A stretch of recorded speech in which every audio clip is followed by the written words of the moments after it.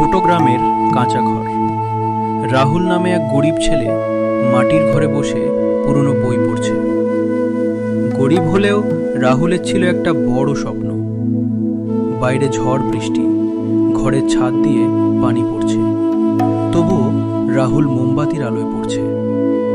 ঝড় বৃষ্টি অন্ধকার কিছুই তাকে থামাতে পারেনি। গ্রামের লোক হাসছে। ও, পড়ে কি হবে? রাহুল চুপচাপ, কিন্তু সে হার মানেনি। কাট্টু, বড় শহর। রাহুল এখন অফিসে, গলায় আইডি কার্ড, মায়ের হাতে নতুন শাড়ি দিচ্ছে। একদিন সেই গরিব ছেলেই নিজের স্বপ্ন পূরণ করল।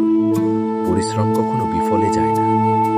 স্বপ্ন ছোট নয়, হাল ছেড়ে দেওয়াটাই ছোট।